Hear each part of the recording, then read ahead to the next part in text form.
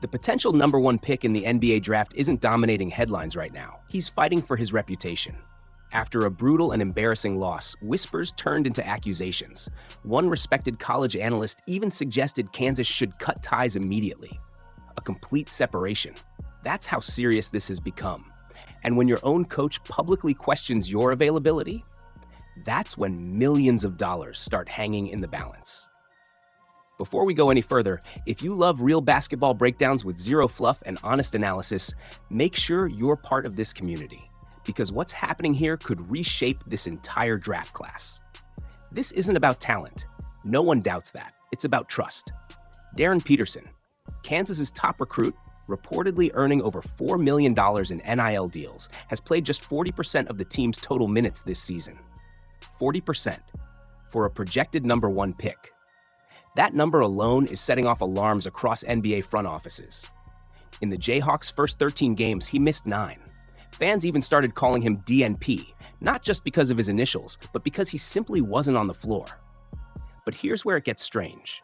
When Peterson plays, he looks unstoppable. Against TCU, he exploded for 32 points, his season high. Elite footwork, shot creation, calm under pressure. Then late in the game, during a comeback, he's suddenly on the bench with heating wraps around his legs. He checks back in for just 5 seconds, draws a foul, calmly hits 3 clutch free throws to force overtime, and then sits the entire OT period. 5 seconds of brilliance, then gone.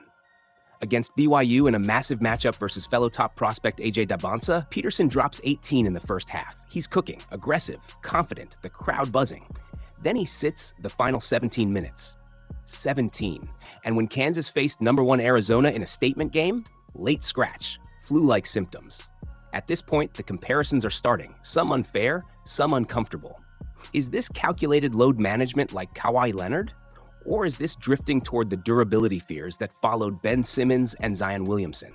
Is he protecting his body or protecting his draft position? And that's where this story gets complicated. If the flu game was the spark, February 18th was the explosion. Because before that Arizona matchup, cameras caught Darren Peterson laughing, joking, bouncing around with teammates during warm-ups. No mask, no visible discomfort, just vibes. So when he was suddenly ruled out with flu-like symptoms, fans weren't just confused, they were furious. The theories exploded overnight. Is he hiding a serious injury? Is this early load management for the NBA? Is someone protecting the asset instead of the team? Kansas head coach Bill Self tried to shut it down fast. "I've read the narratives out there," he said. "They're not remotely true. It's a lot for a 19-year-old dealing with everybody having a narrative." Strong defense, public support, but then came the moment that changed everything. Mid-game, after a routine possession, Peterson motions toward the bench and asks to be subbed out. No visible collision, no dramatic limp, just a signal. He finishes the night with 18 minutes. Afterward, Coach Self didn't sugarcoat it. "We thought he was good to go, but we only got 18 minutes out of him. That's disappointing. Our guys have learned to play without him." That last line hit like a hammer. Our guys have learned to play without him. When a Hall of Fame coach says that about his projected number 1 pick, NBA scouts don't ignore it. If that's what he's willing to say publicly, imagine the private conversations. And the media pounced. This is a draft killer. No team should take him number 1. Major red flags. Does he even love basketball? That question, love for the game, is dangerous territory because talent can be measured. Vertical leap, shooting splits, efficiency. But heart? That's perception. And here's the part that makes this even more complicated. This isn't a weak draft. This might be one of the deepest classes in years. Peterson isn't alone at the top.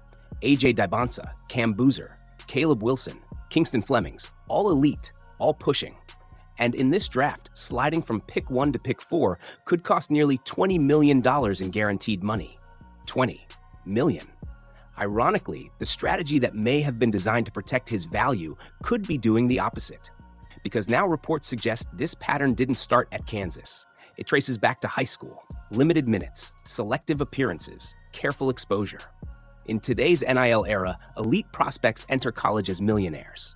Peterson and Dybantsa reportedly had major deals before stepping on campus.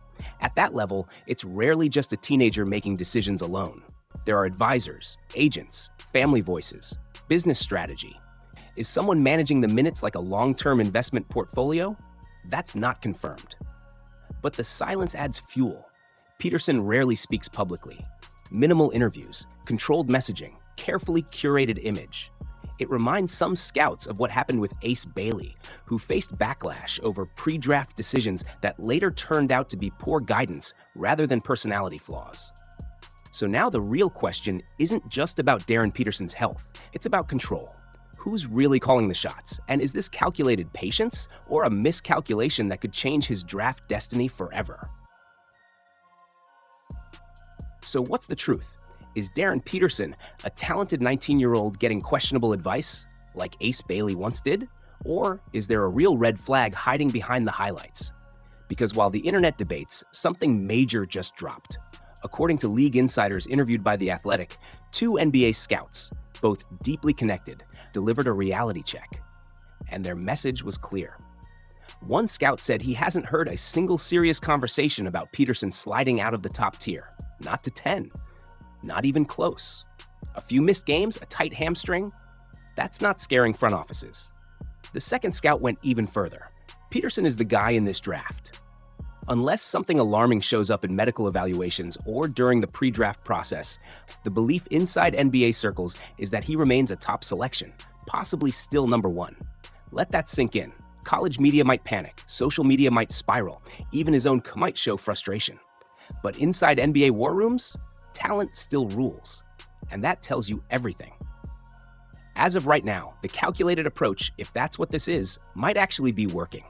Because in today's league, size and skill combination is currency.